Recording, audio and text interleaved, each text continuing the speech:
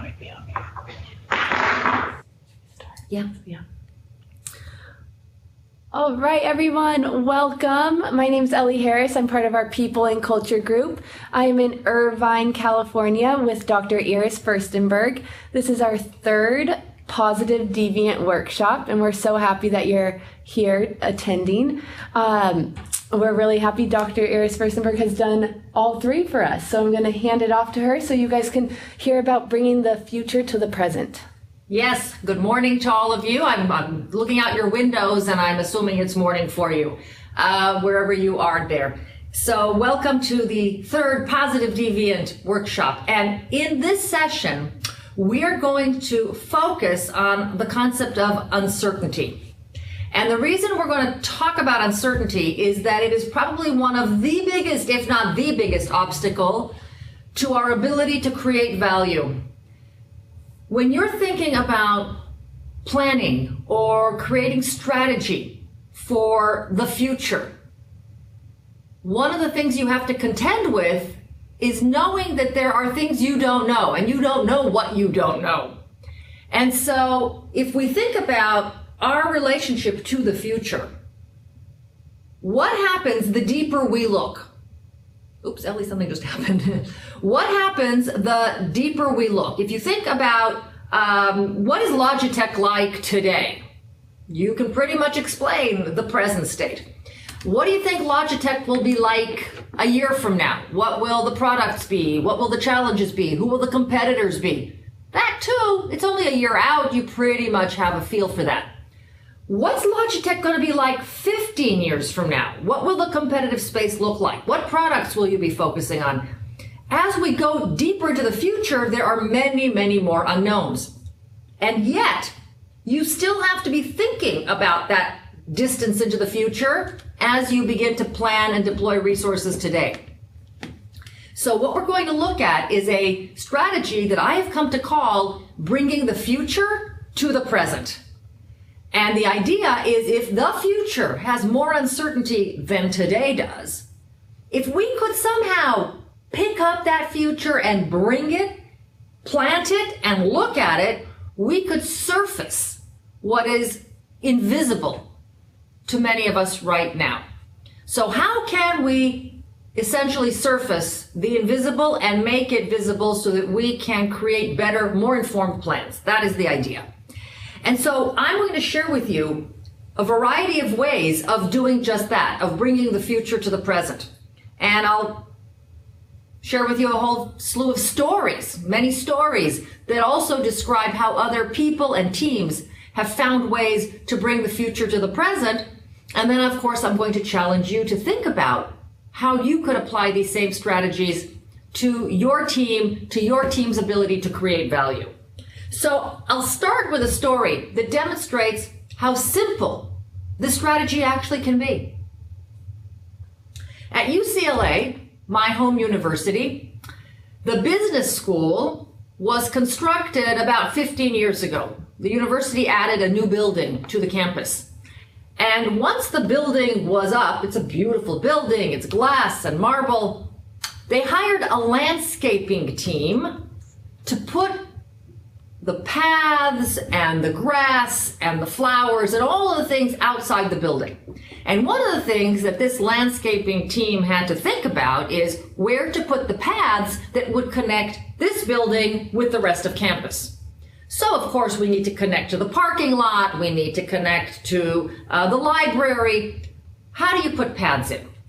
And they had to think about volume, how wide should the paths be? Well, they created a beautiful design. But the design was very curvy. They put a lot of curves in the design.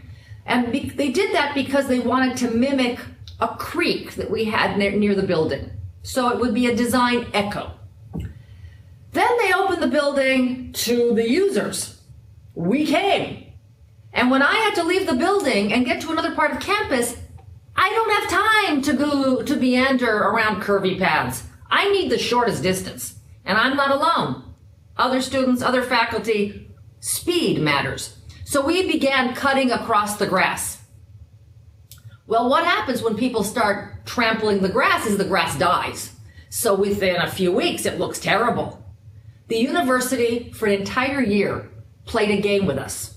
We would kill the grass. They would then put barricades up and reseed the grass.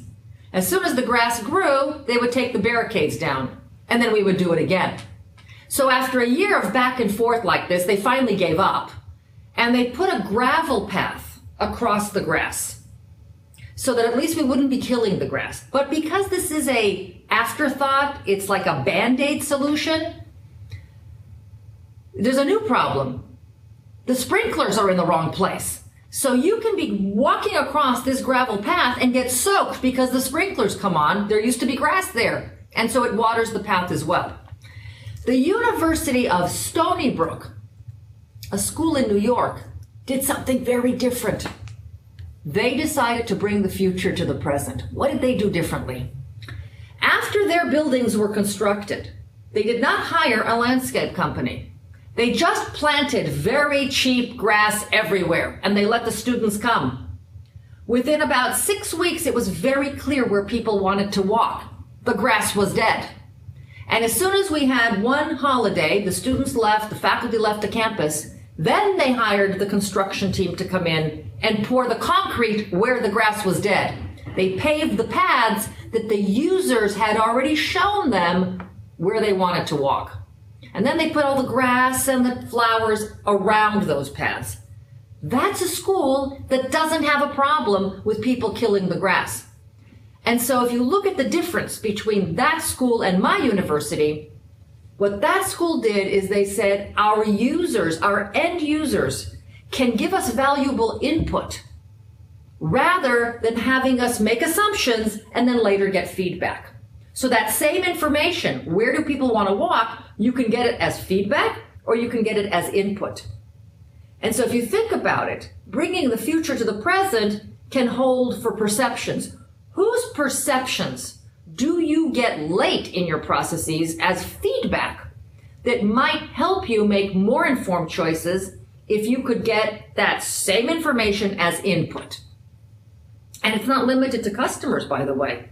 Think about your strategy meetings. For your team to be able to create value, do you ever have to go and engage another group or another part of Logitech and get their buy-in? If you have to go and get buy-in, you've waited too long. Buy-in is risky. You may not get their buy-in. So this is precisely the type of person or group you want to involve early and bring that future into your strategy meetings early on and actually listen to those people. Hear out their concerns so you can build them into your project. It's a concept of build-in rather than buy-in. Build-in is input, buy-in is potentially adversarial feedback. So with that, that's just one question I want you to think about discussing later on with your teams. You do, by the way, have access to a handout either in your emails, Ellie's in their emails or in their... And in the conference rooms. Or in your conference rooms, and you'll be able to use that handout later for conversation. So one conversation is, who currently is not part of our strategy meetings that we might want to think about involving earlier so that we can make more informed choices and not just be basing our decisions on assumptions that may not be accurate. We actually discussed this in my last session with you. So those of you who were present in the previous, in the Positive Deviant workshop number 2, we talked about a concept called deliberate chaos. And if you think back to what we talked about in terms of deliberate chaos, perceptions is what that whole concept was about. So deliberate chaos is essentially one way to bring the future to the present. Now, for this engagement with you, I want to talk about 3 additional ways to bring the future to the present. And the first one we'll discuss, I think, is probably the most provocative of all. And I started thinking about what I'm about to tell you after reading a book of science fiction. There's an author by the name of William Gibson. He coined the word cyberspace before any of us had ever seen a computer. So he's a very forward thinker. And in one of his pieces, he wrote the following. He said, "The future is already here. It's just not evenly distributed."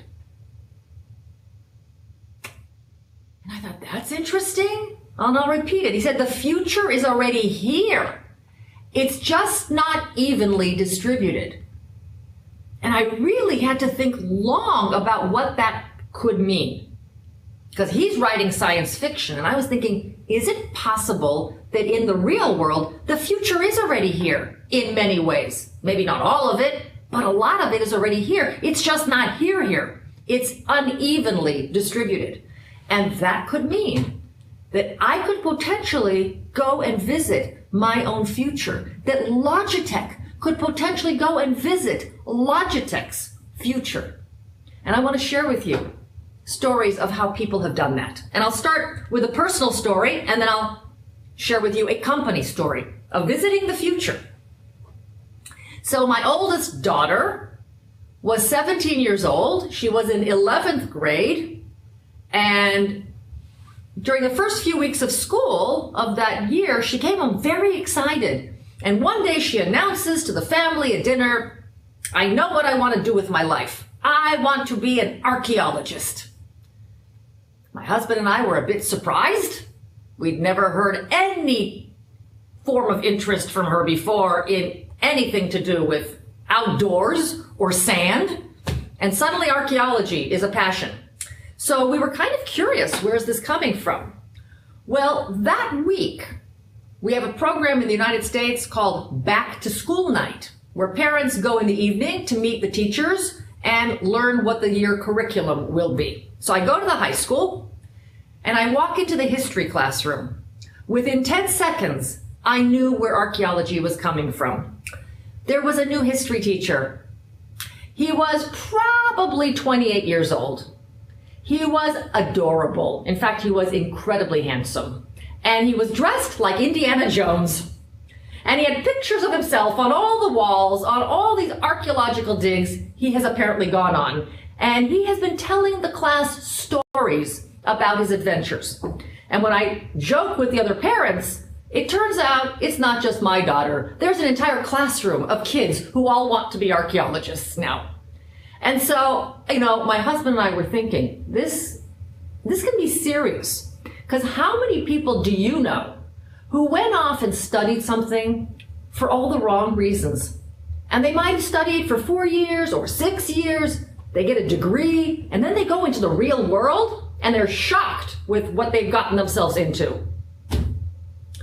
And so we're thinking, can our daughter visit this exotic, adventuresome future that she sees?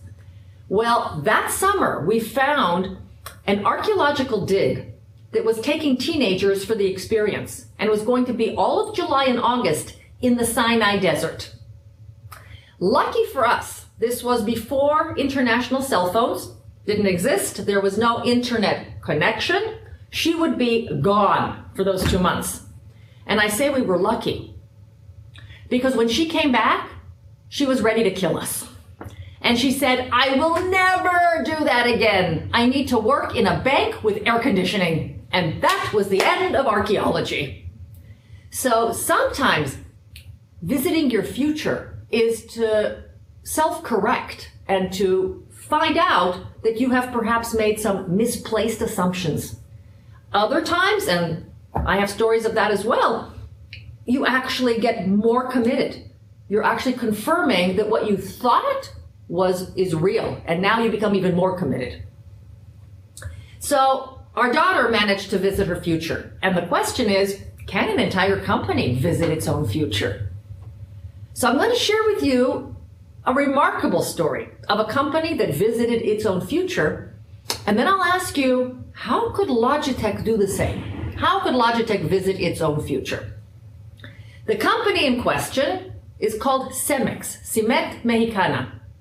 Cemex is a construction company in Mexico. They deliver the ready-mix cement in the trucks to construction sites. And in the mid-90s, right around 1995, this company is about to go out of business, which was quite sad. It was a family-owned company. started in 1906. The grandson is now running the place. And they calculate that they only have cash to last them another 6 months. And they don't know what the problem is. What is going wrong?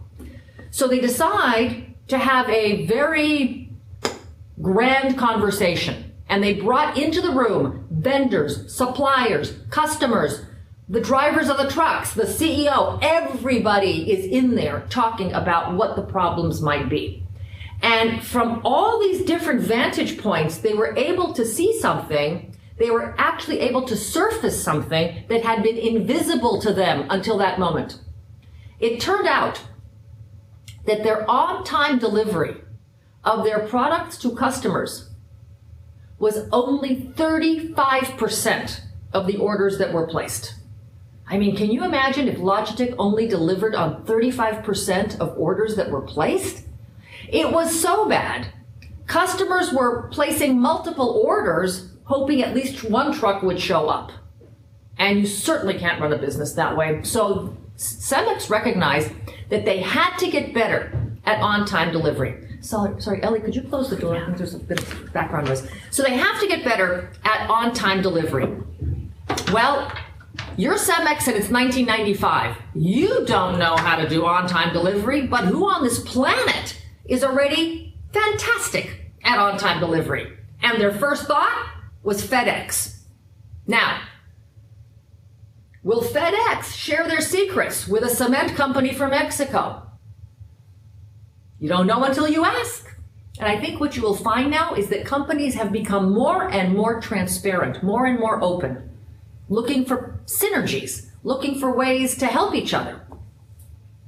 And so FedEx invites them in, and they are astonished at what they are learning about on-time delivery, and they get so excited. They want to go on another visit. Maybe another company can shed new lessons. While they were in the United States, somebody saw an advertisement on TV, and the advertisement said, "We deliver in 30 minutes or it's free." And the company was Domino's Pizza. So they thought, pizza delivery, that's brilliant, because that's a perishable product. We could learn even more about on-time delivery, because our product is also perishable. So they go to Domino's. Domino's welcomes them and invites them in. And from these two visits, they were starting to have really very creative ideas about what they could do differently. And then somebody had an idea for one more visit. Faster than pizza in 30 minutes door to door. When you need a fire truck or you need an ambulance, you don't want them in 30 minutes, you want them now. So they did a bit of research and found that in the United States, in Houston, Texas, they had an average response time of 4 minutes. How do they do that? A 4-minute response time door to door from the call to delivery. We got to find out how they do it. And from these three very different visits, right? FedEx, pizza, emergency services, they completely revised how they do business. Won't go into the details. Within a few months, they were delivering 98% of their product on time. That's not a little bit better. That's a revolution. And today, Cemex is the world's largest supplier of cement and concrete products. They operate in over 60 countries. Revenues per employee are more than $300,000 annually per employee. It's a remarkably innovative company, but we wouldn't even be here to talk about them if they had not gone to visit the future. Now, interesting. Did they try to go to a competitor to learn what the competition is doing? And the answer is no. Why not go to the competition? Well, 2 reasons. Number one, the competition doesn't want to share their secrets. But even if you could infiltrate, even if you could find out what they're doing, the second reason is more important. It's boring. They're pretty much doing what you're doing. The lessons aren't going to be provocative. If you really want to innovate and shape the future, you've got to be learning from people who don't think like you. So you want to go to outside industries that are as different from what you do as possible. And that's where the real triggers for creative ideas will come from. Another example, and I'll just share with you briefly one more example to show you how far afield you can go to learn interesting lessons. Novartis is a pharmaceutical company, and they have a drug for heart disease. If a patient comes to a hospital and is diagnosed with heart disease, they start using that Novartis product. The issue is that the patients have to continue using the drug even after they are discharged from the hospital. And Novartis wanted a way to track patients and find out how they're using the drug even after they leave the hospital. Well, Novartis had a problem. They don't have a tracking system. They don't know how to track patients. And it turns out hospitals don't have a tracking system either. When you're discharged from the hospital, nobody's following you. So Novartis asked an interesting question. They said, we don't have a tracking system, but what institution might have a tracking system that we could learn from? And their first thought, after a bit of thinking, was the prison system. When prisoners are let out and sent on parole, they are tracked, they are followed. And so they said, let's meet with the prison system and learn how they track people who are on parole. And so they met in Atlanta, Georgia, with the head of the prison system. And while meeting with him, which is provocative, think about that. A pharmaceutical company is going to a prison to learn lessons. While in that meeting, they learned something they didn't even expect to learn. That's the beauty of going on these visits. New ideas will come to you that we weren't even expecting. The warden explained that when people are in prison, we don't want them going out on parole and then committing new crimes and coming back to prison. So this concept of recidivism means people going out back to a life of crime, showing up back in prison. We want to minimize that. So they started an educational program in the prisons to help people change their lifestyle so that when they go back out in the real world, they have new habits and new tools and strategies for dealing with challenges. And Novartis said, wait a minute, we need that too. We don't want people to leave the hospital and then go back into the real world and continue with their bad eating and bad exercise and the same problems that brought them to the hospital to begin with. So we need to educate our patients. And Novartis developed an educational program that could be delivered right there while the patient was still in the hospital. And they said they would not have thought about going down that avenue if they had not met with the prison warden. So fascinating what can happen. So I'm going to break you now up for about 3 or 4 minutes. Those of you who are in teams or in a group with others, turn to the few people around you. Those of you who are alone in your office, a little quiet reflection. Think about a challenge that your team has. And what attribute do you need to improve? Who on this planet is already terrific at that? And that could potentially be an interesting visit. So take a few moments to either discuss or reflect on that question. And then we'll come back and maybe somebody can share an idea about who you could go visit.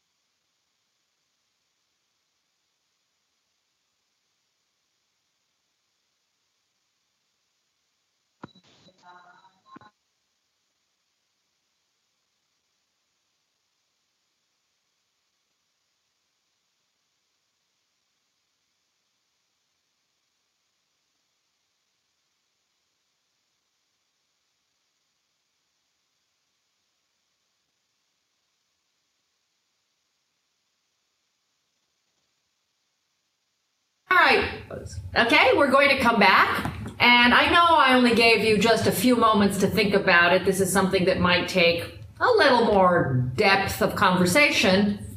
You can do that a little later, but are there any thoughts around this at this point? Did anybody have any revelation of a possible visit that came from your conversation that you could share with all of us?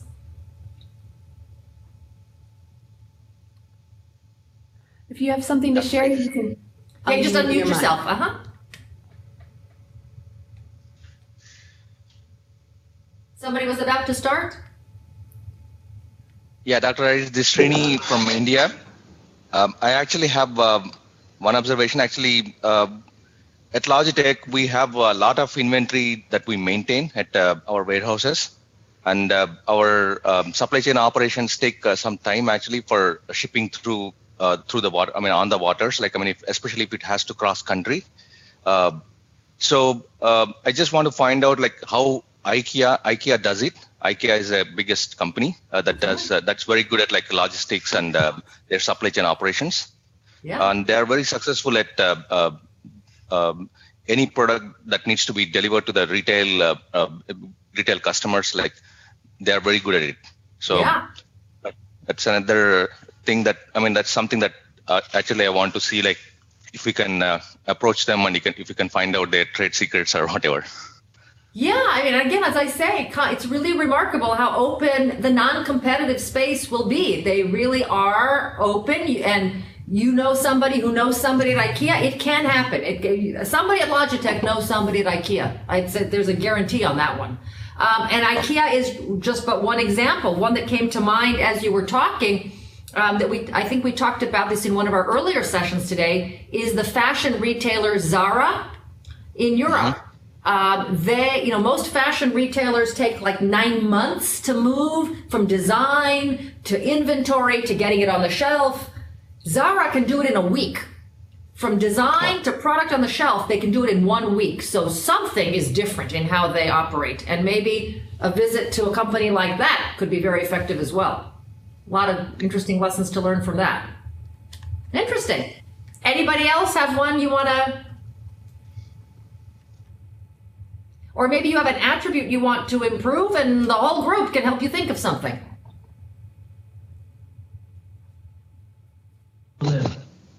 Yeah, Priyank from India. About from last couple of quarters or 3 quarters, I must say, we are going through a brand transition, the way we want people to look at us. But when I go outside, I don't see that thing trickling down to the consumers or at the customer level. So that's a challenge that we face here. And an ideal scenario would be any of the telecom giants in India. So be it Airtel, that has gone through brand transition 4 times since its inception. Or for that matter, Vodafone, which has already gone one of the transitions when it took over one of the telecom giants in India. So a visit to one of these companies would definitely help us to look at the transition and handle it.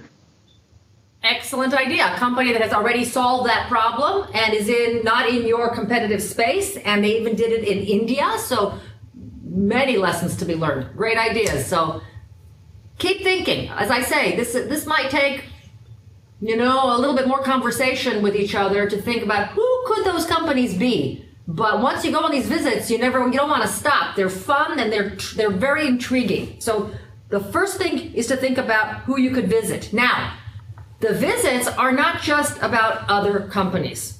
Another very important component of visiting the future is to go and live in the world of your customer. We make so many assumptions about who our customer is and how they use our products and what they consider to be of value. We do focus groups where we're asking them questions, but many times people can't report. They don't remember. They're not giving you accurate information. And what innovative companies will do is they will go and visit the world of the customer, and they will watch the customer interacting, making decisions, using the product. So as an example, Procter & Gamble here in the United States, they make laundry equipment, and you'd think there's nothing much left to learn about doing laundry. We pretty much know the process. But they still think there's always something to learn. So they went into laundromats to watch people as they did laundry. And a couple of years ago, they saw something that had never surfaced before. They hadn't noticed before. It turns out when people go into a laundromat, when they open a machine, they make a face and then they'll close it. And they'll open a few washing machines before they'll pick one to put their own laundry into. This is, of course, for the self-service laundromats I'm talking about. And so they thought, that's curious behavior. What's going on? Well, it turns out people don't want to put their own dirty clothes into a machine that's just been used by some total stranger. And so they recognized, Procter & Gamble recognized that as a pain point, and they could perhaps solve that pain for the customer. They created a product of sheets that could sanitize the inside of the machine before you use it. A little throwaway disposable sheet that the customer could use to clean the inside of the machine before putting their own clothes inside. And that created great value for the company. So think about not only visiting other companies, but visiting the world of your own customer to see how they make decisions about products, how they actually use the products, what actually matters to them. Now, beyond visiting the future, let's move to the second way to bring the future to the present. We can partner with the future, not just visit, but actually partner. And partnering may help us gain access to the non-customer. What do I mean by that? Give you an example. The car company Acura did a little data mining on people in the United States who buy their automobile. And they discovered an interesting trend that people who buy an Acura, when they travel, they like to stay at the W hotel chain. And in the beginning they thought, well, is that relevant? Is that useful?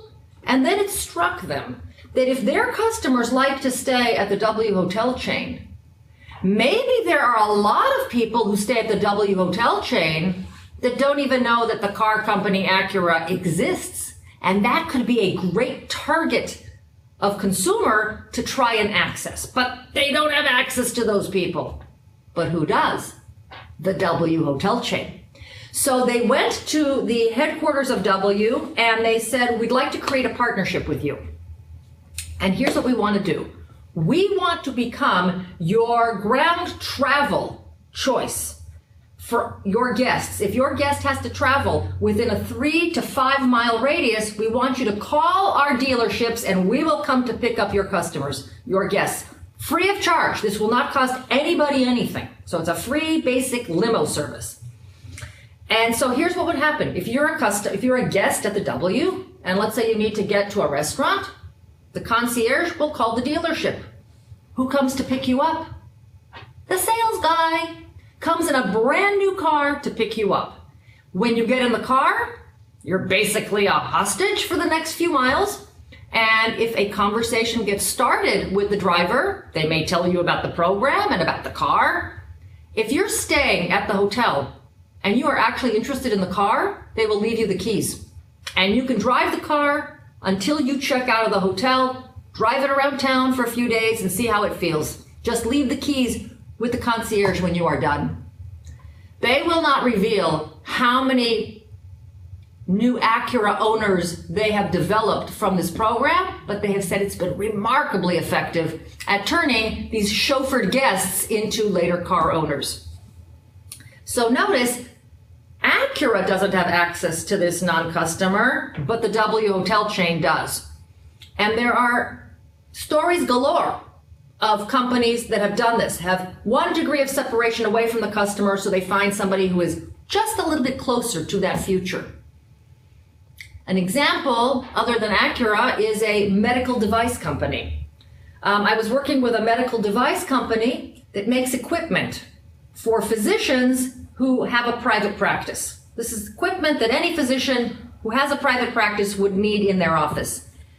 And their concern was that they have competition. And once the physician opens the office and starts shopping for equipment, they're going to go to a bunch of companies.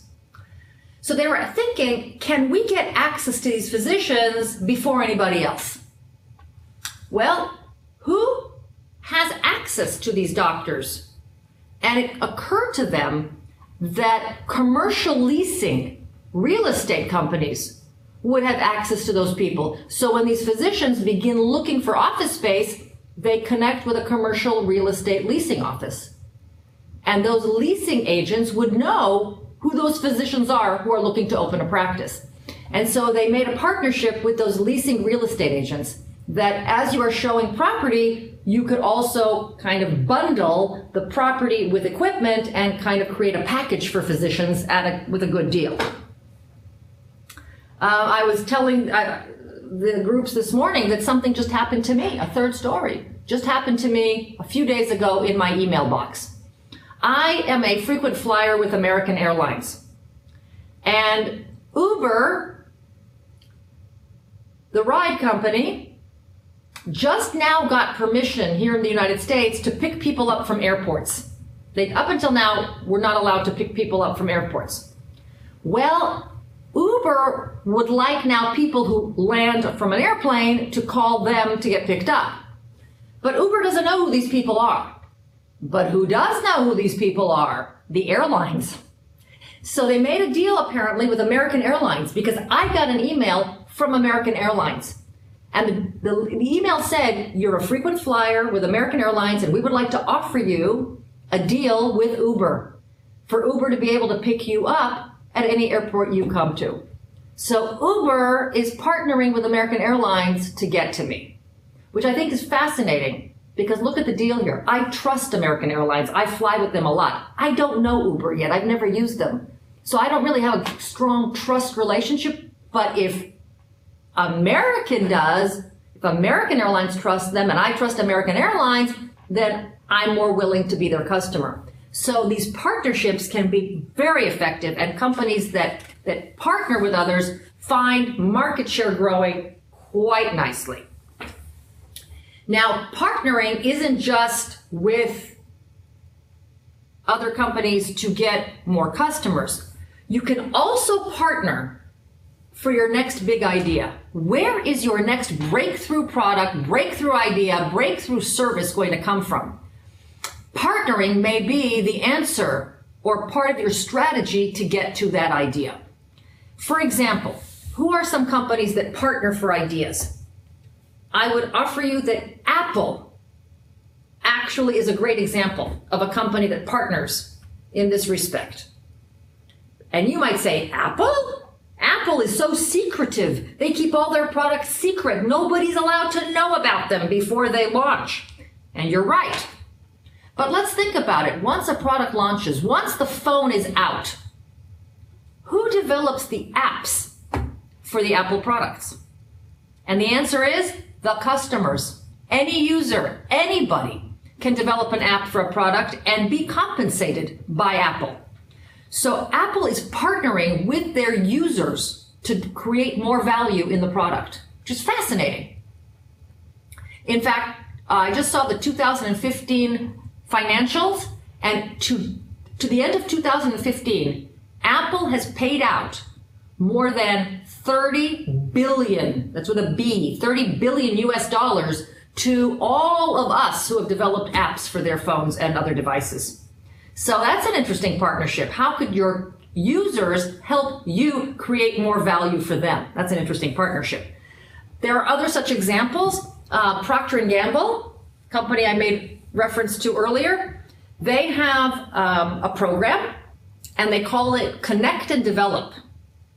Part of their corporate strategy is that they want 50% or more, a minimum of 50% of products to come from partnerships.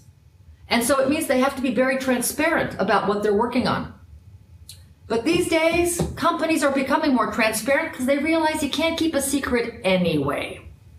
And so Procter & Gamble partners, Siemens in Europe. Go to the Siemens website. They have an e-magazine that they call Pictures of the Future. They put it out once every 6 months. And the pictures are little icons about what they're trying to develop and invent for the future. Ideas. You click on any one of those They're looking for partnerships to help them develop this idea. So companies out there are saying we don't have to invent everything ourselves. We can create a lot more value if we partner with others for that next big idea. So one of the questions I want you to be thinking about is, with whom could you partner to get either access to your future customer or to get your next big idea? How could you deploy the Acura idea? How could you do what Acura is doing to either get to customers or to get to ideas? So with whom can you partner? So that's the second thing. We've talked about visiting the future, and we've talked about partnering with the future. Now, the third way of bringing the future to the present, and it has to do with action.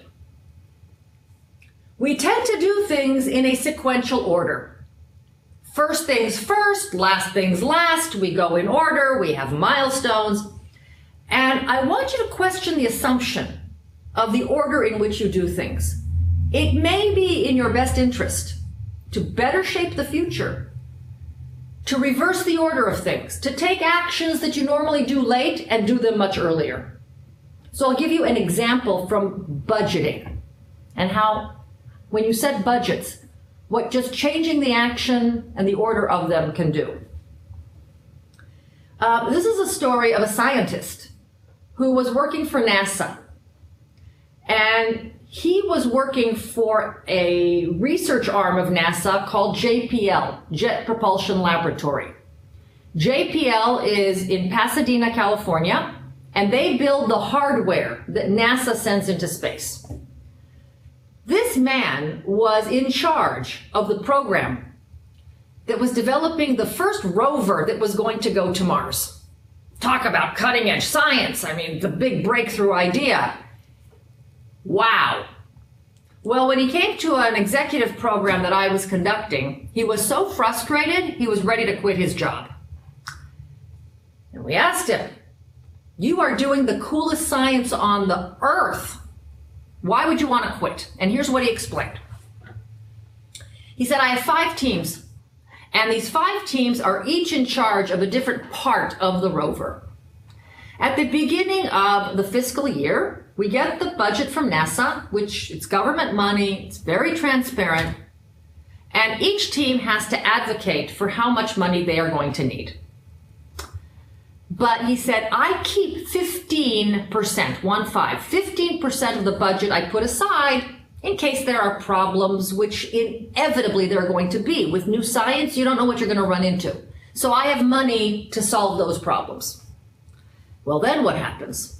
He said, what happens is that throughout the year, every time a team has a problem, they come begging me for money, and they're trying to get as much of the money as they can. And I am spending inordinate amounts of time listening to these teams beg and cry for money. By the end of the year, I've given away all the money, and now I have to start the whole thing over again. So he said, I signed up for this project for the science, and it's turned into one long fight about money. So if I can't solve this problem, I don't want this job anymore. Well, the class at UCLA said to him, why don't you bring the future to the present? If you're telling us that by the end of the year you've given away all the money, why don't you just do that from day one? Give away all the money. Don't have any contingency, then they can't come begging you for money. You've solved your problem. And he almost fell out of his chair. He said, I can't do that. Because think about it. What if a team suddenly has a problem and they need $100,000 to solve the problem? And it's a legitimate request. I mean, it was a problem that could not be anticipated. So think about it. If he doesn't have the money, where could that team go for money? The other teams. Now, if your team needed $100,000 and you went to the other rover teams to ask for money, are they going to be very quick to give you the money? Maybe not. But they're definitely going to want to know what the problem is. Because if they let you fail, what's going to happen to them? They fail. The only way for a team to be successful is if all the teams are successful. That's the only way this rover is going to Mars. So because it would be in their best interest to help each other, he didn't have to force them to be good to each other. It was in their selfish best interest to be helpful to each other. He was willing to try this for 1 year, give away all the money and not have any contingency. And he came back to later classes to say what happened. And it was dramatic. He said it was unbelievable. Suddenly, if a team had a problem, it wasn't those 10 members just thinking how to get the money. It was 50 brains thinking how to solve the problem, which is a very different question. And because so many diverse thinkers were all working on each problem, the solutions were just incredibly creative.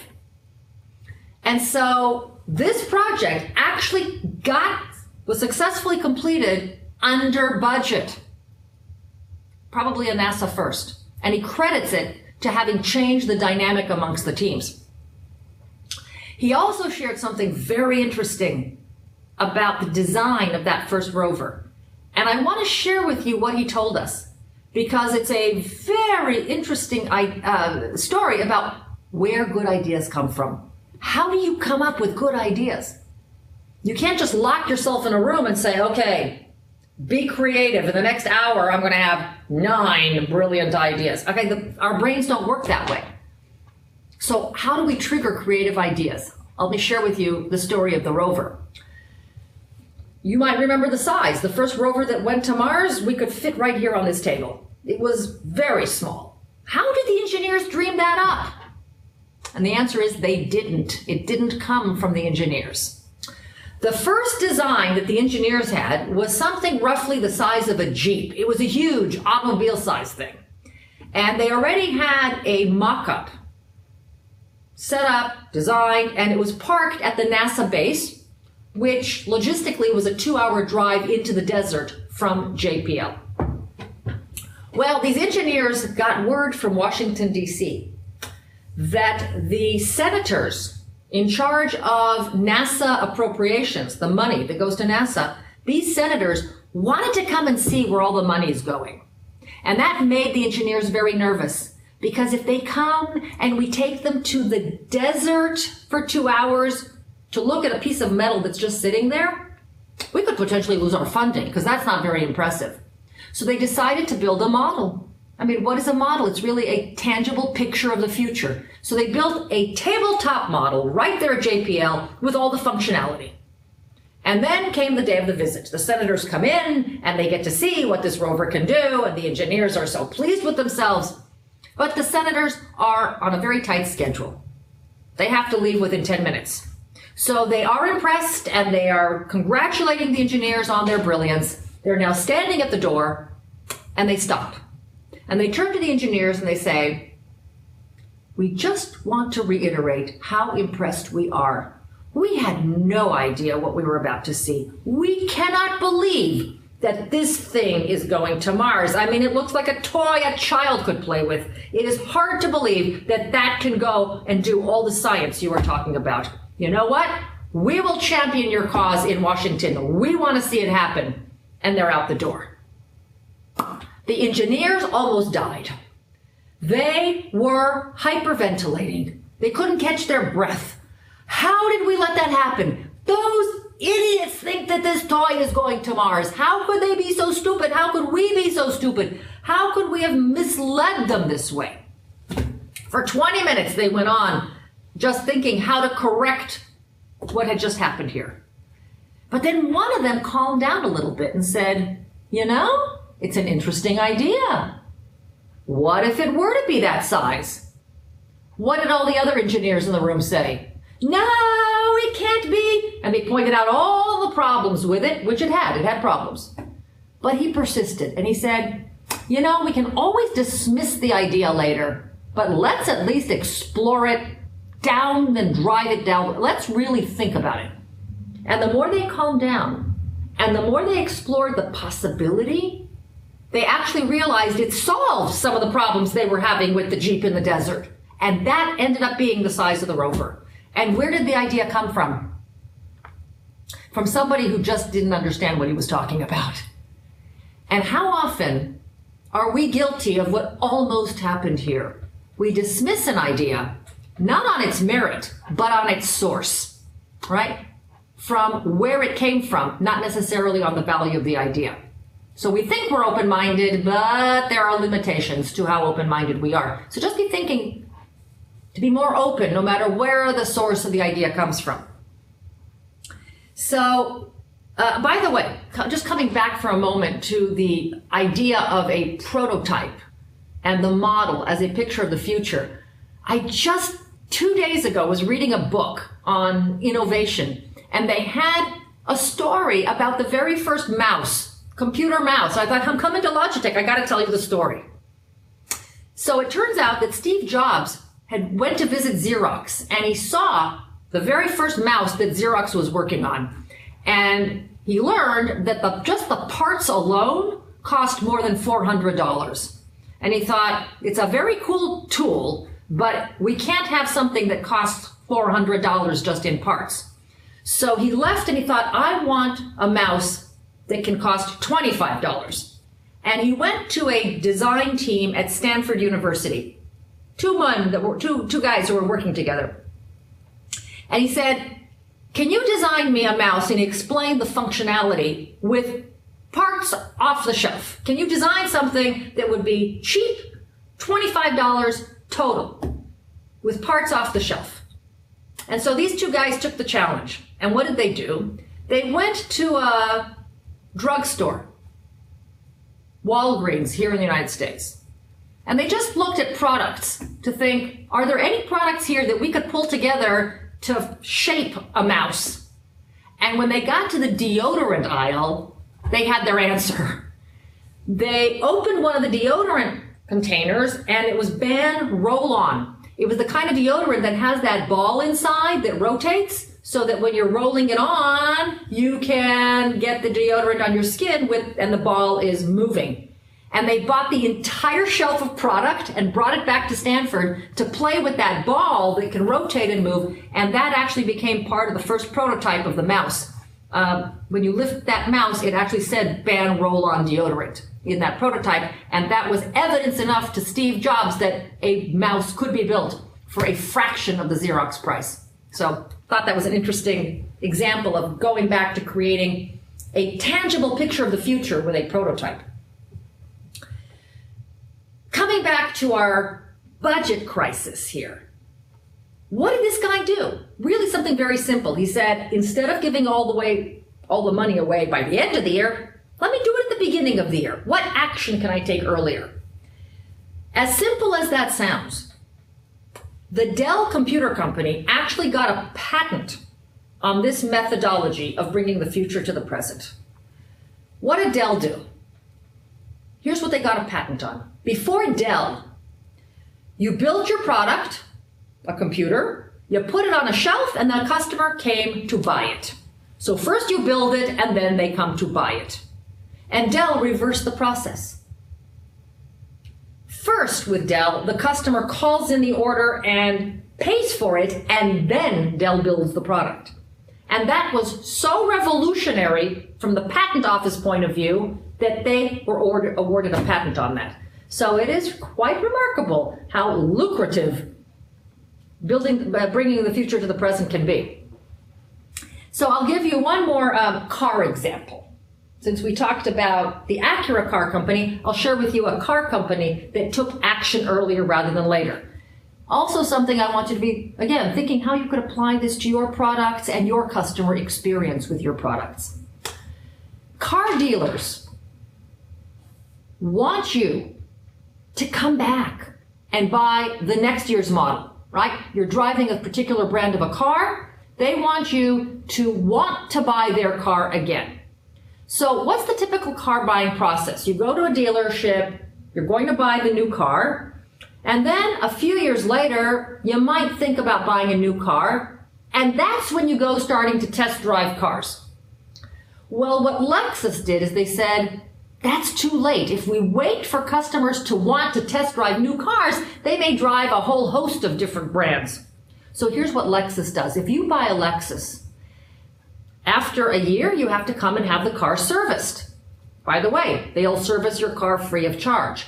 While they're servicing your car, they will give you a loaner car that's a brand new model of a Lexus to drive around while your car is being taken care of. So you now have the experience of all the upgrades and feeling what this new car feels like.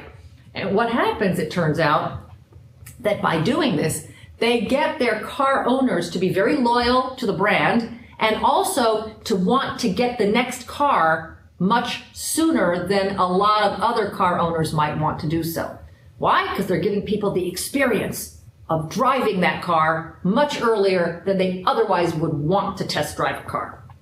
So I want you to think about what kind of actions you could take earlier rather than later. And one specific action I want you to think about has to do with when you acknowledge and celebrate your projects. So most companies, when we're working on a project, we work, and finally we succeed and we celebrate the outcome. We tend to just celebrate the outcome of a project. And what I would offer you is that for the human experience, that's not enough. We humans need to feel a sense of progress and to acknowledge and celebrate progress much more frequently than just the outcome of the final project. What could you be doing to celebrate the process of getting to the outcome? What could you be doing to celebrate the people who are helping us get to that outcome so that you can amplify the positive behaviors you're looking for? And the reason I suggest this is that the human mind needs to feel like progress is being made. And if you have a project that the outcome won't be for another year or 18 months or maybe even 5 years, that is so far out in the future, people don't have a good grasp of that. Excuse me. The question is, how can you celebrate more frequently the kinds of behaviors we're looking to see more of? Just to show you what the progress principle is, that you are as prone to this progress principle as anybody else, this need to see progress. If you get on a website that doesn't pop up right away, you're gone, right? You don't have patience for that. Unless there's a progress bar, right? If there's a progress bar on that website that shows that something's happening or a circle that's slowly filling up, you are willing to stick with that a little bit longer than you otherwise might because you can sense that progress is being made. So even in the span of a few seconds, we need to feel that progress is being made. Think about work on projects. Think about your career. We all want to feel like we are making progress, that we are growing, that we are moving. And if we don't get that sense from our peers, from our leaders, we tend to get a little less engaged in the project, a little less engaged at work. So for helping a team stay engaged, we have to acknowledge the contributions people are making. So this does take some creativity on your part. How do you celebrate people? How do you celebrate process? It has to be authentic. It has to be personal. It has to be real. You don't want to do what a defense company I worked with decided to do. Here's what this defense company decided to do. They decided that, yes, they wanted to recognize people on a weekly basis. So they had their managers send out an email every Friday at 5 o'clock, same time, same day, same every week. And the managers were given a template. Here's what you need to send out. It said 2 sentences. Dear team member, thank you for your contribution to our efforts this week. We appreciate you. That was it. Can you imagine getting that email every Friday at 5 o'clock and everybody's getting exactly the same email? Do you feel appreciated? It actually achieved the opposite of what they intended. People got disgusted by it. It was like they were just checking off the box of, okay, I have to say thank you, so let me do it in a mass email to dear anybody, we appreciate you. So you got to be thinking carefully how we acknowledge and how we celebrate. And I have much more on this in a book I just finished writing that came out a few months ago called Extraordinary Outcomes. One of the whole chapters is dedicated to how do we get to extraordinary outcomes is by amplifying the positive behaviors of our team members. And Ellie and Jessica are going to find a way to make copies of that book accessible to you, should any of you want to see what's in if you there. want a copy, you can email LogiLearner@logitech.com. Okay, so if you email Logi Learner, they'll find a way to get you an access to the book. In any case, I just want you to think about how you can celebrate those small wins. And finally, last but not least, one more interesting way to bring the future to the present. And it has to do with post-mortems on our projects. Ellie, do you think maybe you could ask them? I don't know if that noise is that. Hold on one second, because there's a very strong noise right outside the door here. I don't want it to interfere with this. Ellie will just see if she can shut it off. When we do our projects, we tend to do what we call a post-mortem, right? Post-mortem means after death. And so after the project is done, we want to do lessons learned, successes, failures. What did we learn from this project? Raise your hand if you've done a post-mortem so we can just see. Okay, sizable number of people have done these kinds of lessons learned after a project. Well, unfortunately, that's a little late, because if the project failed, it doesn't help that particular project, right? This is more like an autopsy for this failed thing. And so I want to share with you how you can bring the future to the present, even with the post-mortem lessons. Instead of, or perhaps in addition to the post-mortem, you conduct a pre-mortem. And a pre-mortem means before death. And here's what it looks like. You take your project plan. Let's just say this is the project plan. And you want to review it before you execute it. Now, there are two possible ways to review it. One way, the bad way, is to say, okay, team, here's the plan. Do you see any problem with it?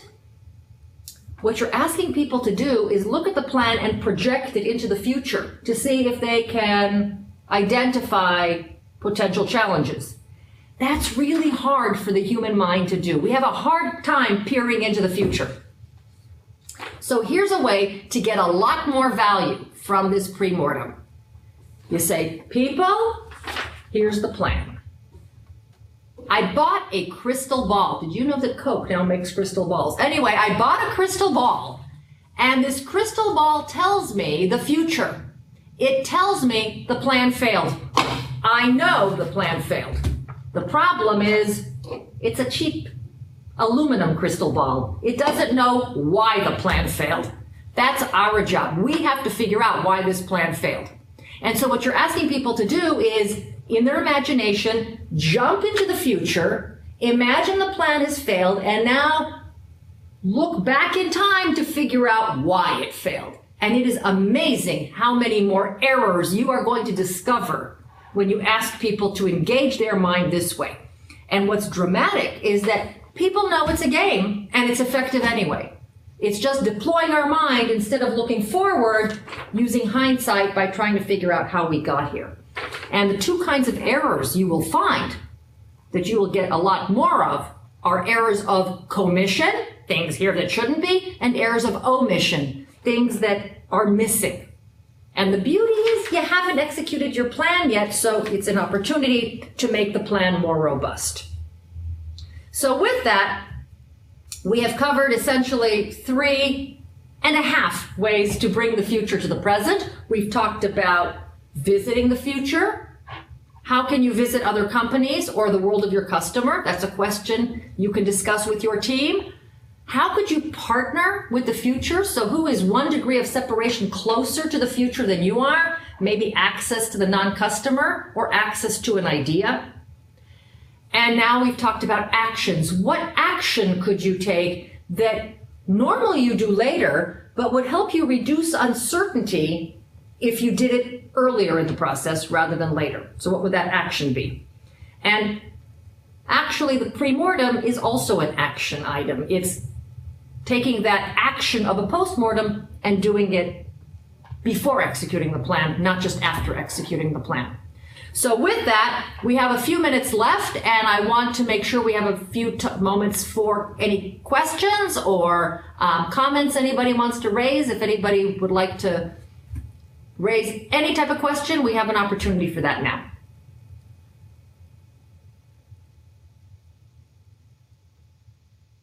What I will offer you, I'll share with you one question that came up this morning. And the question that came up this morning was, where do we start?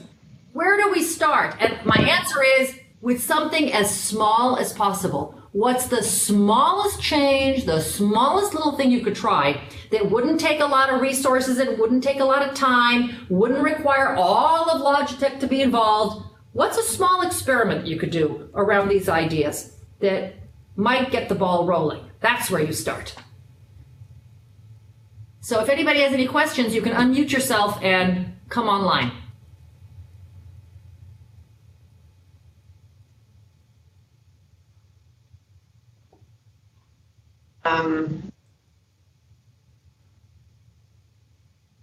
I heard an but that was the last we heard. Okay, well, if not, I will. This is just the beginning. You are going to get, in addition to the handout that you have, an updated version of this handout with a few more targeted questions for you to think about that will help trigger some of your thinking as well as conversation with your teams around these concepts. So with that, I want to thank you for spending our third session together with me, and go out and be a positive deviant. So thank you very, very much. Bye-bye.